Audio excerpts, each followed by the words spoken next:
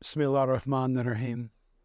So we've had so far, a wonderful gathering together and harmonizing together, resonating together, reflecting together. And this dhawq that we've gotten in the last few days of all of us being together, everyone playing an absolute essential role. We're all the same here. Everybody has, as we've said so many times before, has the light of Allah within them, the core, that ruh bil amri rabbi. And when people come with that acknowledgement together, Allah says that His rahmah is with His jama. And that jama is not just a group of people all, squished together like for diverse purposes, but when you come together for the purpose of dhikr of Allah, to bring yourself and open yourself to discover more of what is hidden within you, the treasure that is hidden within you. This is something that all of us should remember on a daily basis, where that we are not a consumer being consumed. We are not the roles that we play. We're not, although we do all those things, but they are just roles. In reality, all of us are a light. All of us are being driven by Allah's agenda. We must consider always that what is meant in the Kanzul Mafia, when Allah Azza wa Jal says that I was a treasure hidden, wanting to be known. So I manifested this creation to be known. This is what Allah Azza wa Jal says of Himself. And He says, the whole universe cannot contain me, but the heart of the movement contains me. So from the first one on the Kanzul Mafia, that Allah did not create this creation other than to be loved and to be known. We all need to expand that vision, and it's not just the creation, so to speak, that appears outside of ourselves. You are that creation. All of the world and the universe is reflected within you. Every cell of your body, every atom, from the very beginning of that kun, when Allah manifested the beginning of time and space, the beginning of all this, what we see as the phenomenal world, is stamped and it is directed and driven by that one intention, which is to be known and to be loved.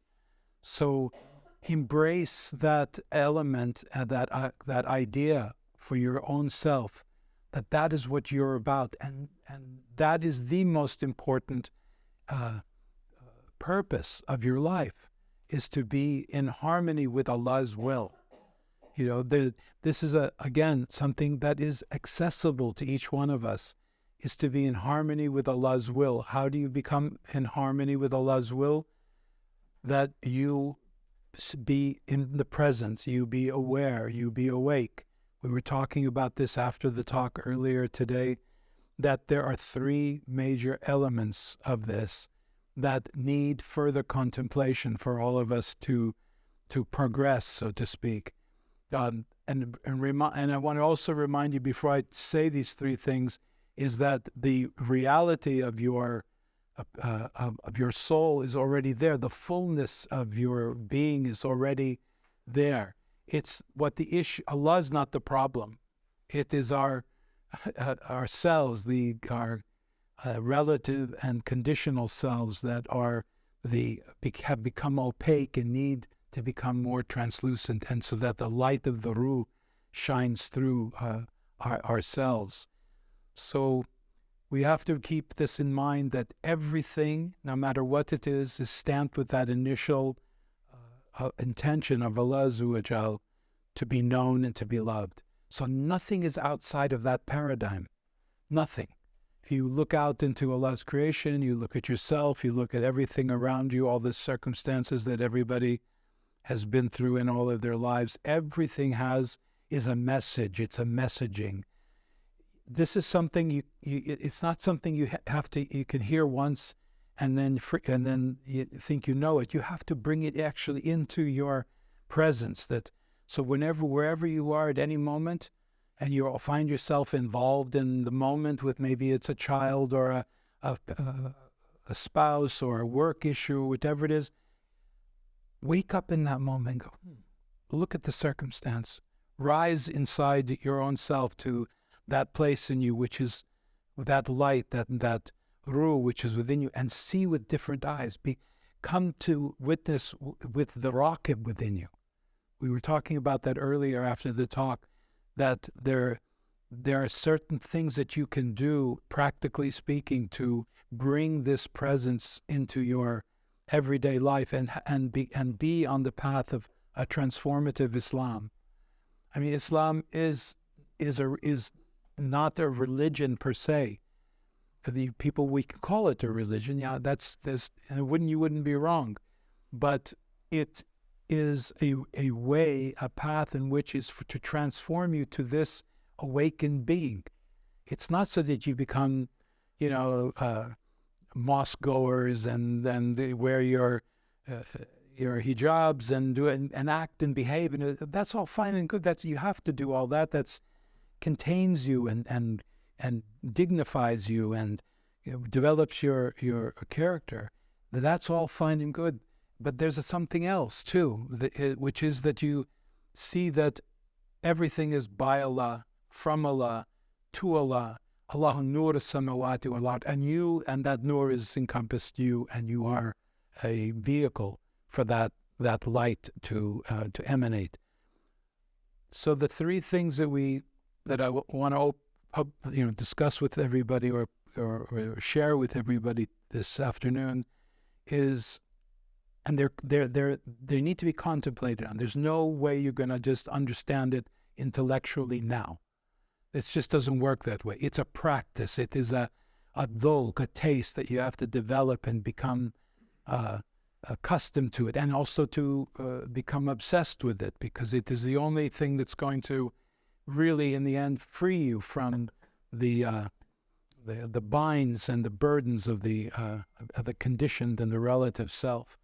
And that is that the first one is, be aware of yourself. Wherever you are, be aware.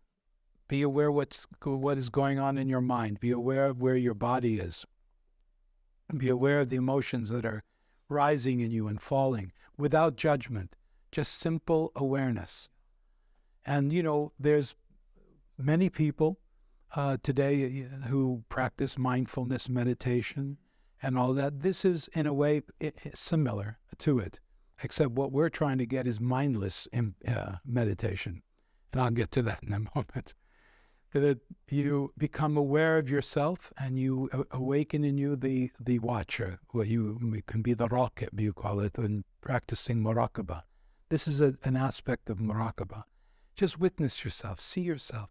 When you see somebody who's in front of you, they're angry and they're upset, internally turn down the volume that you hear and just listen to them with your whole being.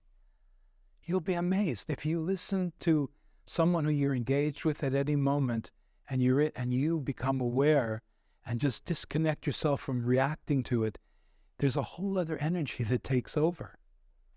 And you'll be surprised how it affects another person.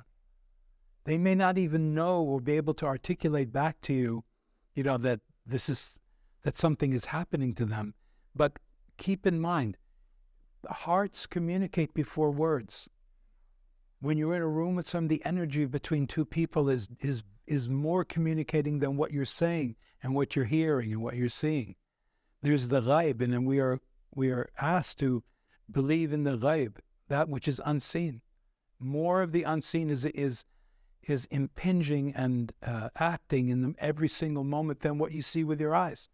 What you see with your eyes and you experience with your senses is a very, very small spectrum of this incredible effulgent creation that we can at least see a little bit of with those senses, but it's much greater. And the access to that ghaibi thing is already within you, within your heart, because you have the nur of Allah is within your heart, and you have that ruh which is bil amr rabbi, and it has all the sifat of Allah. It has all the the names of Allah and the attributes of Allah. So, and one of them is the knower of all things. Allah is the knower. You have that, within you. So if you deeply go into your watchfulness and resonate with your heart, then everything that you're doing in that very moment, whether you know it or not, it will have a fundamental change on an energy with who you're with and yourself, and the outcome may very well be very different. And you're guaranteed that it will be different to a certain degree because you've changed. If you're changed in the inside, you're not you're mechanically responding to other people and to the circumstance, and you're reflecting more in your heart. You've changed how you are being at that moment with that very situation. So the first thing is be aware. Second thing is be aware that you're aware. Now, we don't have to all get this with our heads right now, but just listen to it and contemplate on it. It's being aware. You're being aware yourself. Now you develop being aware that you're aware. And that is another level of higher intelligence, of higher consciousness, where you see yourself being aware. And that almost, in a way, if you were to give it a sort of a physical kind of positioning, is that when you're aware of yourself, it's kind of more here. When you're aware that you're aware, it's a little bit further out. It's more encompassing. It's though that your consciousness itself resides within you. A higher consciousness is aware. So that is the second bit. And the third bit that we were talking about, again, which is now a highly transformative and higher intelligence, is that you're aware that you're aware, and that you are aware that you're aware that you are aware. That's why I'm saying you can't get this just that, like, it's not like this. It's not a formula. Oh, I get it. I can understand. No, it is an experience. It is something which is beyond, and it has to do with, we've all talked about this before. It's ihsan. The hadith about ihsan that you don't see Allah, right? But you know that Allah sees you. This is what we're talking about. There is a all-pervasive knowledge of all things that you are encompassed by. And that knowledge is not necessarily centered in you. The source of it is beyond you, but represented within you. It's beyond you, but represented within you. So you are aware of yourself. And the second one is much easier. You become aware that you're aware. And the third is this transcendent awareness that Allah is watching you. That higher reflective reality that Allah Azza is watching you. Again, it's not something you can easily understand just academically or formulaic. You have to sense it and move into it. And this is possible. It's very possible. Why? Because you have the aware living within you, at the core of your being, within your heart. That light, which part of its attribute is the seer, the knower, the one who created you. All that is also there. And it takes a leap of faith, of sensing, of feeling, of intuition. Again, that seeing the hooves of the zebra in the dirt, in the soil. You don't see the zebra, but you know he's there because you've seen the hooves. And that's what this is about. It's that this is now living in a transformative life. And what encourages you to have that higher referencing is the wisdom and reflection from the Quran.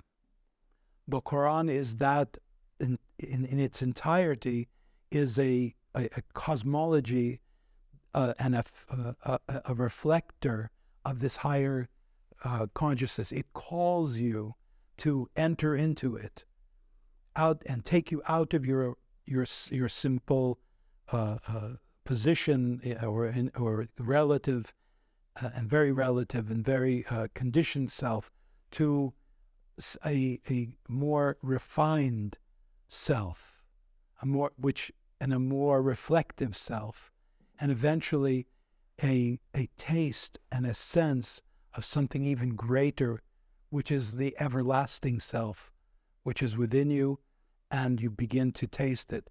And if you begin to know that, then, as we said the other day, when you think of death, you know that Allah is al-Hayy, that Allah was before, and Allah sustains you now and will carry on forever, and that you're in that stream of life. Allah's Huwa al-Hayy, and Hayy, we are that Hayy is living within you. You are the living Hayy expressed in the relative consciousness. You are, in a way, ultimate divine consciousness and relative consciousness and conditioned consciousness is a stepped down version of the higher consciousness. It's an echo of higher consciousness, and accessible, possible, but one has to then do the work, be present, be in dhikr, remember, reconnect with that which is already there, and make the effort. And then when you make the effort, like again we said earlier, that's one step you take, and Allah takes 10 towards you. That's an odd thing to say. You take one, but that's the reality, because it's out of it's out of this formulaic thing. You take one step towards Allah, Allah takes 10. It means you've opened yourself up, you've made yourself available, you're making the effort with yearning for connectivity with that, and then Allah, He does it, you don't do it. That it comes to you in a way that is not from, it's not from your effort, but it's not from your effort. It's by grace. You have to make the effort, but it's not by your effort. That gift of which is already within you, and to become realized in that gift, is by grace. Because if it was by your effort, then you would think that you're in charge of this universe, and you would attribute grace to your own self. I can command grace. No, Allah's in charge. La hawla wa la quwwata illa billah. So Allah's the one who embraces you with His grace, but it's by our effort to turn to Him, make tawbah. That's what tawbah is. Turning away from relative, from conditions, self, and towards the one. That being, the only being, then, which is resonant in your heart. So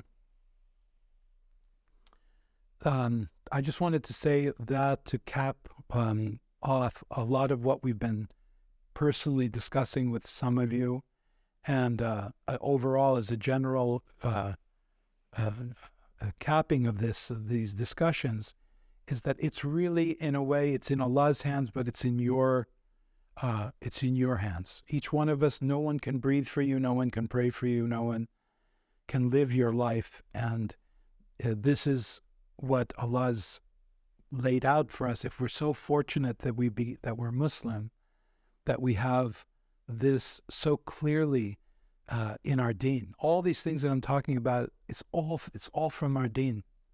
Every bit of it is within our deen, and we're very fortunate as Muslims to have that, but we need to discover these things. And this is the ni'mat of our deen. So that's what I wanted to share with you this afternoon. And then I wanted to also share with you a few more stories.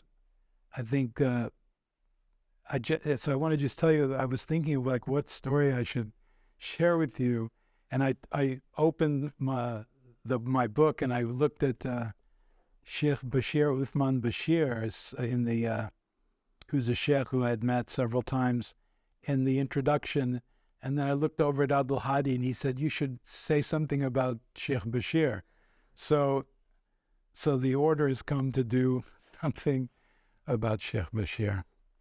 So let's see. I'm going to, yeah. So I want to tell you a little bit about Sheikh Bashir Uthman Bashir. Sheikh Uthman Bashir was originally from, I believe it was Eritrea. I think it possibly was Ethiopia. I may have forgotten that, but he was an extraordinary being, and we had the pleasure, an opportunity to spend time with him both in America and in Europe and England and so on. And he lived in Medina. I'll tell you a little bit about his background before I tell this story. It's, again, an amazing background that he has. He was a very wealthy newspaper mogul. He owned the largest newspaper, I believe it was in Ethiopia.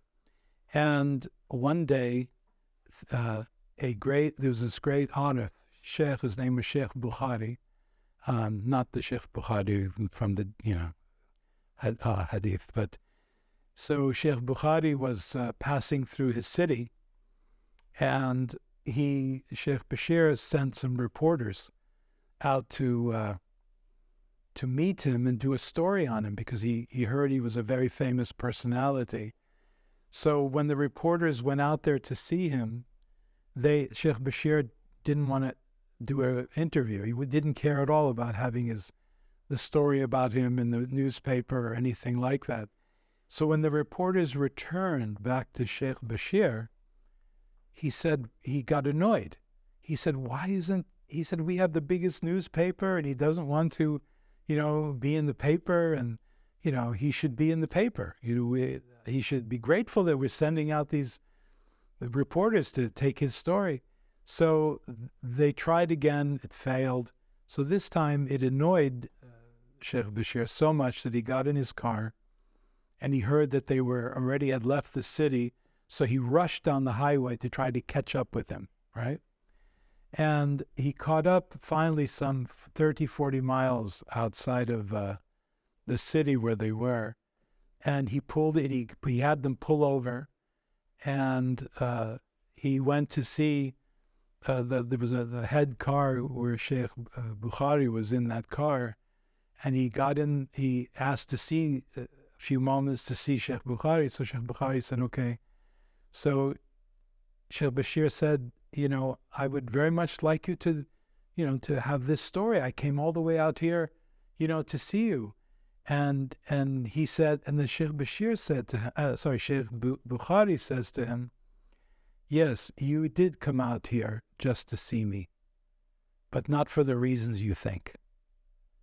He said, do you want a story? Sheikh Bukhari speaking, do you want a story which will be a story that is the story of your life? And, Sheikh Bashir was very touched by that. He said, okay, what is it? He says, stay in this car, leave your car here, leave your business, leave the city, don't go back for clothes or anything, come with me right now, and I'll tell you the story that you need to know. And I imagine there's this, you'd have to really think about that. Any of us would do such a thing. Anyway, Sheikh Bashir was so touched and by the incredible majesty of that moment. It touched his heart in such a deep way that he actually agreed. And he stayed in the car, and the car took off, and it went somewhere else, to Sudan or wherever they were going. And, and he left his entire empire. And what happened was later on, I think it was months that passed, his brother had taken over. Everything was all right. He didn't sort of all crash and burn, although that probably would have been okay with him. But it didn't work out that way. Allah took care of it, and his brother took care of it. and his wife at the time, she encouraged it. She knew that her husband was at a crisis point in his life, that he needed to have some spiritual awakening, and she gave him her permission and to continue on that path. So this was his beginning, and he spent so many other years as time went on with Sheikh Bukhari. Now, I had met him on several occasions in England. He used to come and visit Sheikh Fadlallah, and it just was a strange thing. Every time I seemed to be in London, which was maybe every 3-4 months, Sheikh Bashir, with Mom Bashir, would show up. So I wound up looking after him. He was much older than I was at the time, and I became his caretaker. Made him his breakfast and took care of his clothes and all of that. But on this occasion, he arrives in London, and this was like in the 1980s. And just as he arrives in London, he gets an invitation to Morocco to attend a wedding, right? And he said, well, I just arrived here. I only have a short visa for England. He says, and so he looks at me and he says, take my passport, right? Go to the Croydon immigration office, passport office, and get me a multiple entry visa to London with an Ethiopian passport, right? And I'm looking at him, I'm going, that's not possible, because the British government, first of all, doesn't give visas except from the country of origin, right? You can't go into this office and with a visa for 2 weeks and ask for a multiple entry visa, and so you're not, and you've already come as a tourist visa for England. They don't do it, right? So I thought maybe that Sheikh Bashir didn't realize that, and I tried to explain this to him, and he went, no, he said, just go, right? So I got in a cab and then finally a train, and I had to go from London to Croydon with his passport. And I'm really nervous about the whole thing, that I just felt like it wasn't going to happen. So I get to Croydon, and, I don't know if any of you have been to the office in Croydon. Maybe, no, you haven't been there? No. So it's a packed place. I mean, it's full of Sikhs and Hindus and Muslims and African people. It's like a United Nations thing. Everybody's laying on the floor in their waiting hours, for you possibly been there. I mean, it's pretty wild. And so I took a number, and I waited for about 2-3 hours, and finally my number came up, and I went to the counter, and I felt a bit embarrassed, but I just said, this is Sheikh Bashir Uthman Bashir, his passport, and he wants a multiple visa to come back to England because he wants to go to a wedding in Morocco, right? The guy looked at me like I was cuckoo, completely. And I understand why, I mean, it was pretty crazy. And he looked at me and he said, he basically said that, you're out of your mind. He said, we don't do that, go away. We've got business to do, right? He said, just leave, right? So I said, okay. So I left. Go back all the way to London. It took me another 45 minutes to an hour.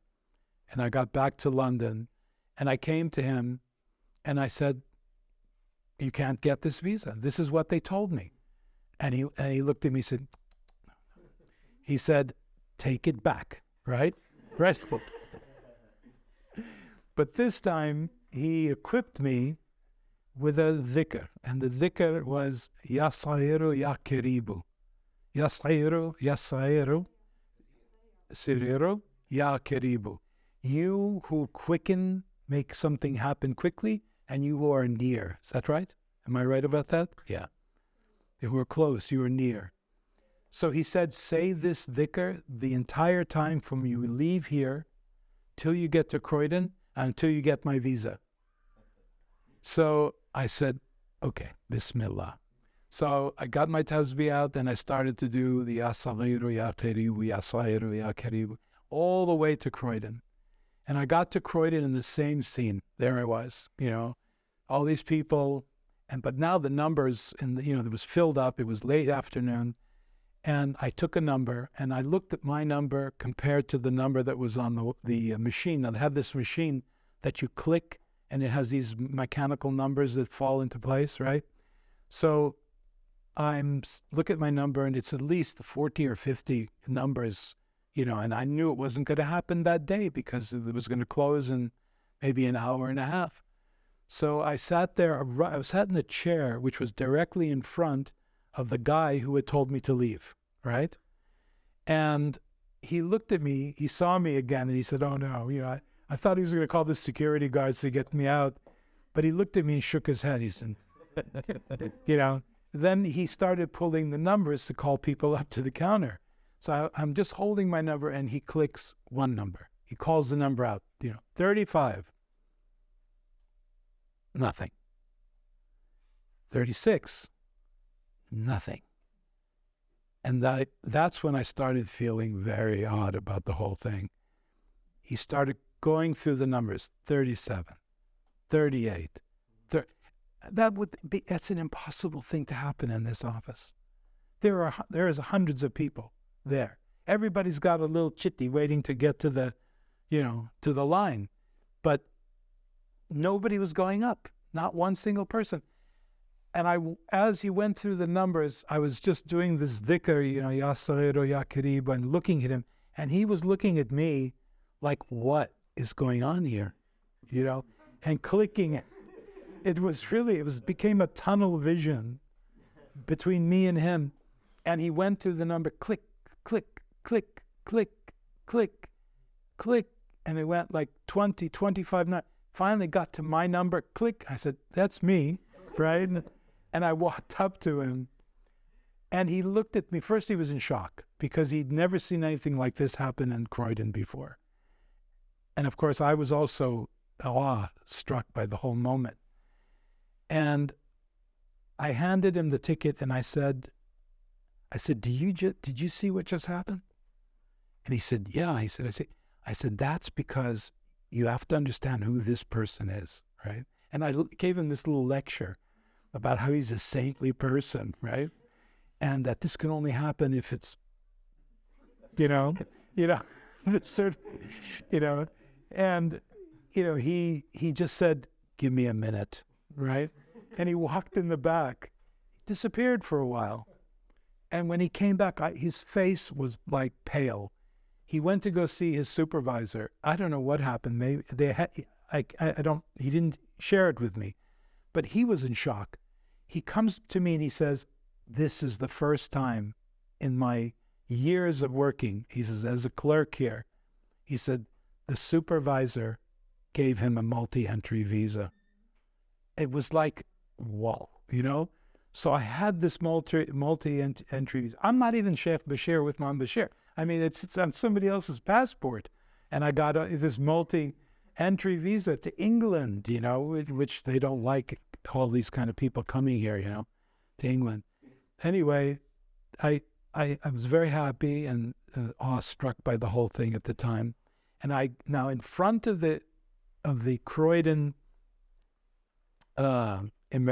passport office, there's a large kind of spill courtyard of a brick that leads out to the street. And on the street, there's lots of taxi cabs. So and a bus station. So I'm holding the passport, and I'm looking for a telephone. In those days we didn't have cell phones. I was looking for a telephone box to call him and tell him that we got the visa, right? So I come out to the street, I see a telephone box, and before I go into the telephone box, I see one of these little Morris Minor old 1950s car pull up, all broken, bent up, and the door opens, and there who's sitting there is Sheikh Bashir, right? In the car, stuffed with about maybe 7 or 8 Ethiopians. They all were squished in the car. They all were, and they said, come in, And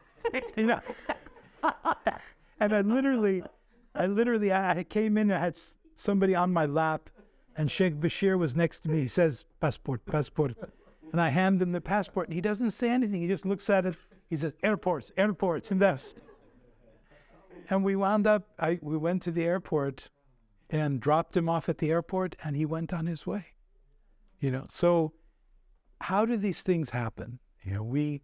Again, it's an informing us over and over again that Allah's in charge.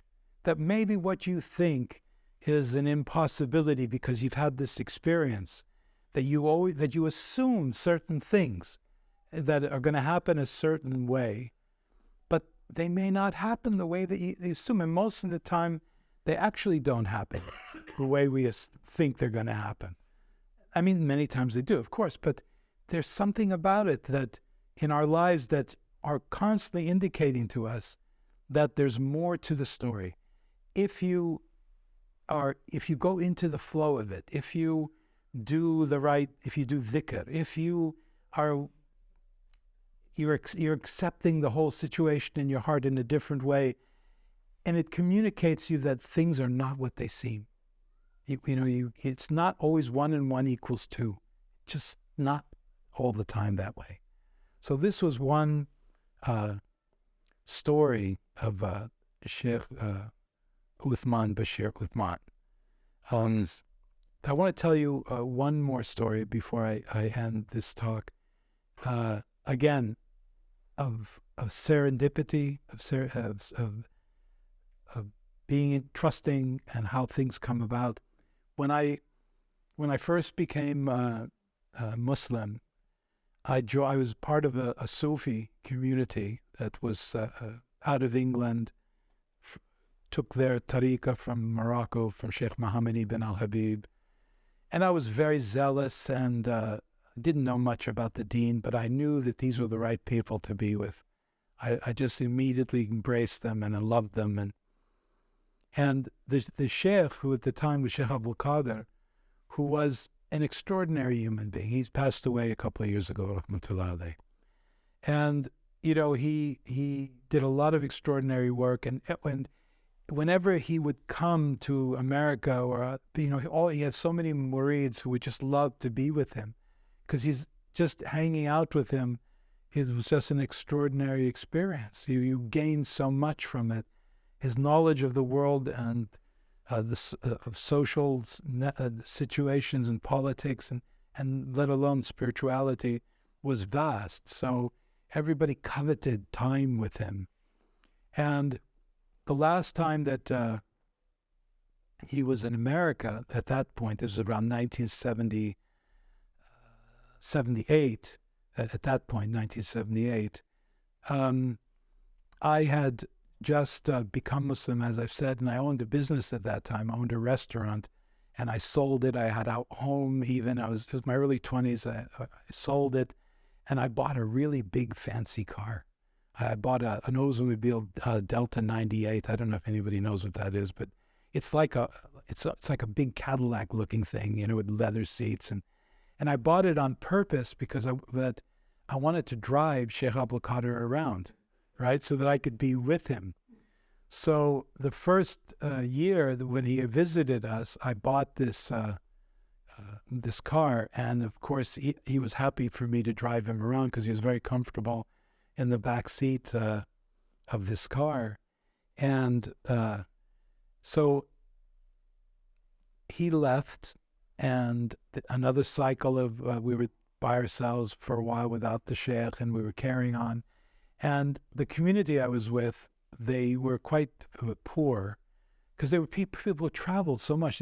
Some just come from Spain, from England. They couldn't work in America. So, I decided to help and support the Zawiya that we had there. And I eventually ran out of money, and I had to sell my car. So, and what I did is I bought, instead of this beautiful big leather, car, brand new, kind of limo-looking car, I bought a Datsun, a two-seater that was old and raggedy, and the ceiling was crushing in, and the windows wouldn't roll up, and it was a mess. But I had to have it to drive around, so I kept it, and it helped me get a job, and etc.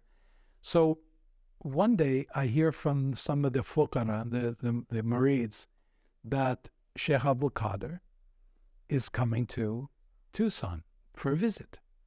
So I said, I wish I could be the driver, but I can't invite him to my Datsun. I hardly fit in the car, let alone a second person, and no luggage for sure.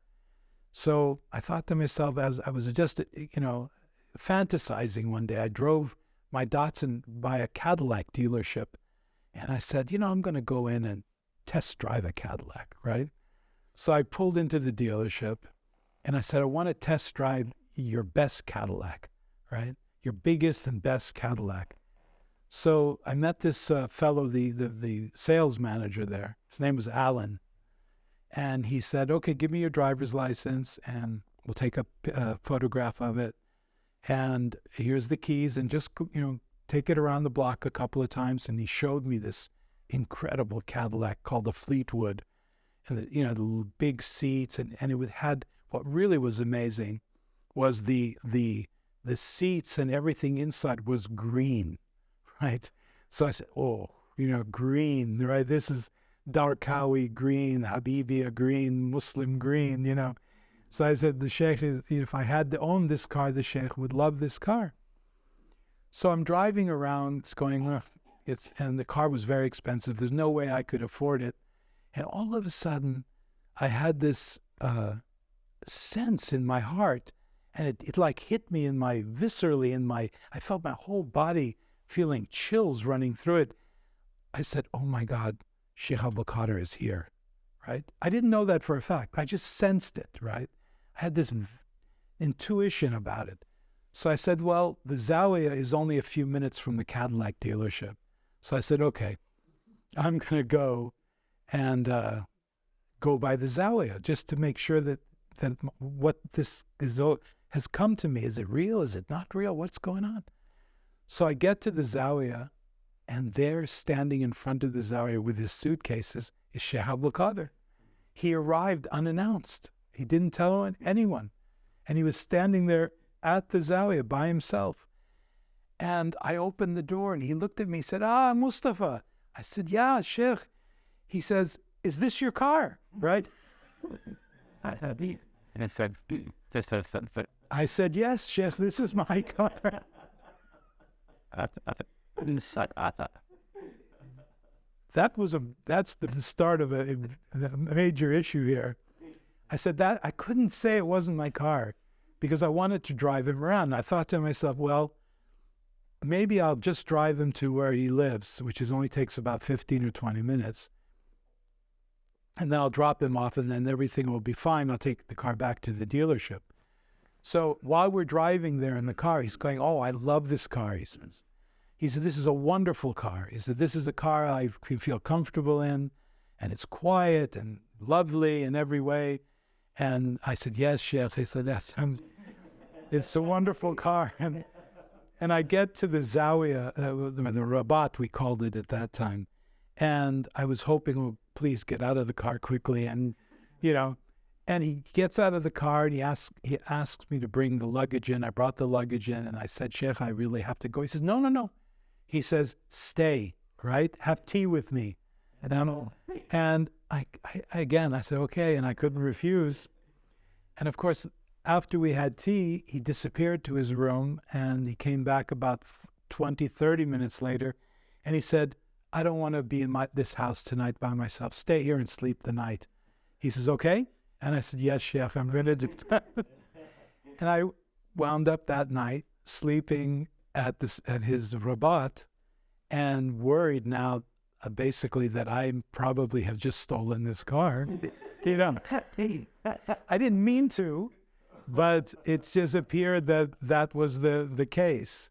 So the next day comes around, and I'm obviously agitated, but I was trying to hide it from him. I don't know even how that he may not have seen it, because I was very nervous at that point. And he comes out of his room and he says, take me shopping, right? To the mall, right? And I said, yes, Sheikh, okay, let's go. And of course, when we get in the car, he's praising the car and praising my driving. And I'm literally about to drive off the road because I'm so nervous. I can't see hardly what's in front of me. And I'm looking in the rearview mirror for police that, because if they see, there's no license on the back of the car. There's only a dealer's card. And I'm thinking, what happens if we get pulled over? Then they'll arrest the sheikh too, right? Because he's in the car. And I'm in a total mess. So we get to the mall. He does his shopping. Thankfully, there was no police or anything. And that we shopped for several hours. He wanted to go to different places. And at the end of that, he said, take me back to my house, to the Rabat. So I went back to the Rabat, and guess what? He says, stay again, right? Now I'm sure that there's a all points bulletin because they have my name. They have my driver's license. They know who I am. Car's gone now 2 days, right? And it's a stolen car. So we stay at the place, and then we get a message from the Fokara who are at the Zawiya that I picked them up from originally, that they're having a dhikr that night. They invited the sheikh to come. So he says, okay, we're going to go to the dhikr. And he says, so we waited for that evening, and I drove him at night. It was just after Maghrib. We prayed and went to the Zawiya. And again, I'm really frightened that we're going to get pulled over. Something's terrible is going to happen. And we get to the Zawiya, and it was a bit late. And in the Zawiya, they already had started what's called the Hadra. Have you ever heard of that before? Yeah, so it's a standing dhikr in which you stand in a big circle. Everybody holds hands. And it's a very vigorous form of dhikr in which people say, hey, Allah, hey, Allah. And everybody moves like a wave in the whole thing. And it was the room filled with like 30 plus people and another room filled with women. And there was probably 70, 80 people in the house, and the whole floor was, moving, and the whole building was shaking. And it was, hey, Allah, hey. And Sheikh Abdul Qadir said, let's go and join that. So we go inside, and I find a place. They open up the circle and let me, put my hand. They grabbed the two brothers' hands on either side, and I joined in, and the sheikh went in the center of it and started to lead the dhikr. And I glance up at the circle, and right across from me is Alan from the Cadillac dealership. And he's sitting there looking at me with the most horrible face. And he's going, hey, lot. Hey, looking. Terrible. And I'm going, oh my God. I'm busted, and that's it. And I couldn't believe that he's in the dhikr.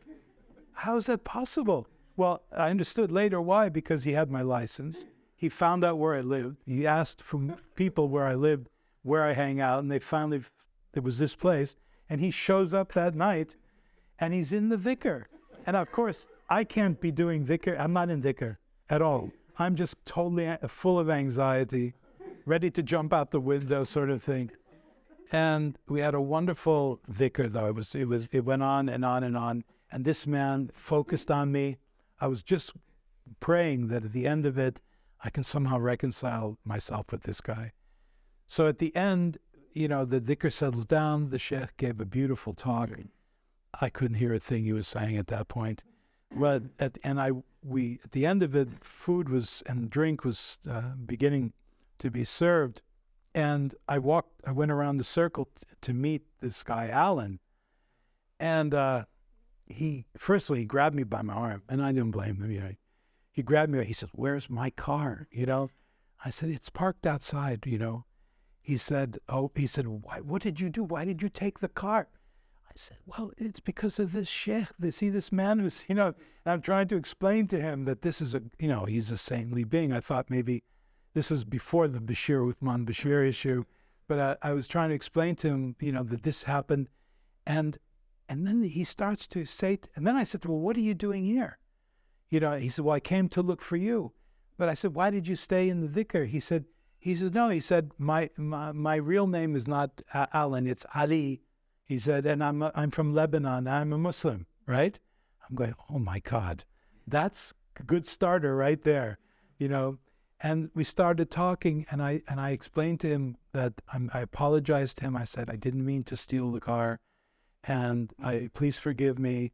and you can just see why I did it. This man is so amazing, and I wanted to spend time. Anyway, he gave me a big lecture how I was inappropriate, and I agreed with him. And I said, and I said, "Are you going to call the police?" And he looked at me and said, "Okay, no." He says, "You're being stupid, but you're not a thief, and I don't want you to get in trouble." So he asked me to give him the keys to the car. And I did. I gave him the keys to the car, and I remember, again, being as young and arrogant as I was at that time, I literally, just before I handed him the keys, I said, "Do you mind if I just keep this for another week or so?" And he just said, and I said, "Okay, no. Me." And he took the keys. At the end of the night, I had to drive Sheikh Abdul Qadir home. And all I had was my little Datsun. And so I waited outside. I had the door open for him. And I'll never forget it. He walked right into the car, sat in the car, didn't say a word, drove him all the way to his robot. And he went out of the car, closed the door. He said, "You're not sleeping here tonight." I said, "Okay, that's all right." And I left. But that was, an amazing sort of moment for me and for the whole situation that, again, I acted stupidly. I'm not recommending that anybody do what I did.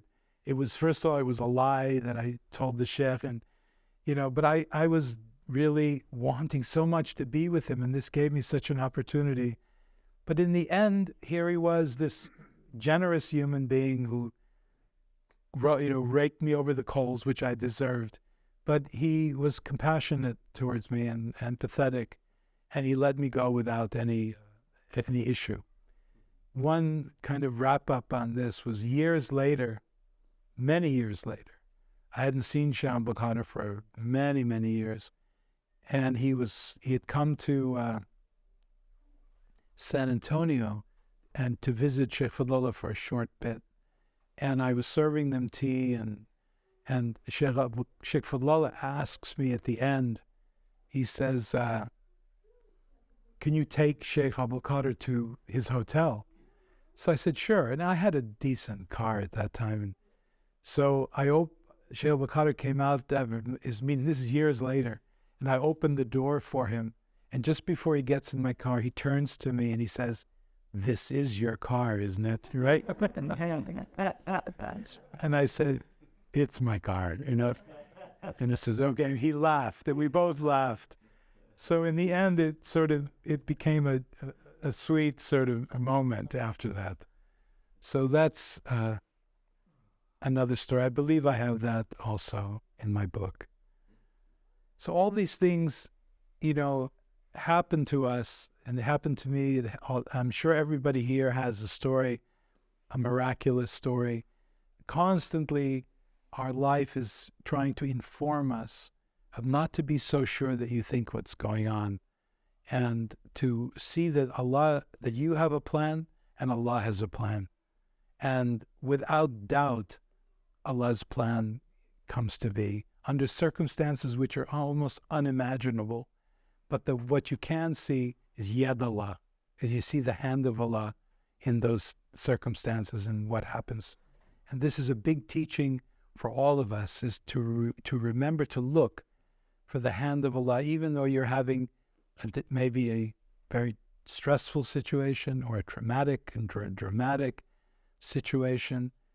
Remember that we're all here under Allah's tarbiyah, under Allah's want to be known and to be worshipped. So everything that happens to us in our life is under that decree.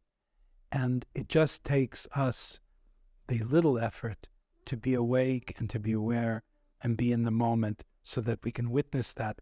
And when we witness that and see Allah's hand in everything, then that you're now on a path of transformative Islam, transformative your humanity, your spirituality. Everything starts to come together, and it expands in your heart and in your vision of life and what life is all about. This is what it's all about, is expanding into that state of, we talked about earlier, of ihsan, where You're aware of yourself. You're aware that you're aware of yourself. And ultimately, you know that Allah sees you being aware that you're aware of yourself. And that is a higher level of consciousness which is available for every single one of us. So we hope and pray that Allah expand our hearts and our vision and make us people of a high state of ihsan. And may Allah make us always see His hand in everything that we do. And may Allah make us also remember that we're all the same and to honor each other because each one of us has the light of Allah within us. And to be humble with each other and be helpful with each other and be loving with each other. For the love that you have for your brother and sister, mu'mineen and mu'minat, is that type of love is also an echo of the love of Allah. So, and it leads to the love of Allah. And so we ask Allah to give us the love for Him and a singular love for Him beyond any other love. And may Allah keep us away from the wiswas of shaitan, the wiswas that is the mind that constantly tries to tell us it's something else, it's something, it's there, it's here, it's there, it's there, when in reality it's always here within your own heart. So Allah give us access always to the center of our being, to the light resonant within our heart, to the ruh bil amri rabbi. And may Allah bless our families, our children, bless Sheikh Muslim and the work that he's doing here, and everybody who is working fi sabilillah and doing service and trying to better themselves and to be, inshallah, in a state of goodness, of ihsan. Bismillah ar-Rahman ar-Rahim. Alhamdulillahi Rabbil Alameen. Ar-Rahman ar-Rahim. Maliki yawmiddin. Iyaka na'budu wa iyaka nasta'in. Adina as-sirata al-mustaqim. Sirata alladhina an'amta alayhim. غير المغضوب عليهم ولا الضالين سبحان ربك رب العزة عما يصفون والسلام على المرسلين الحمد لله رب العالمين.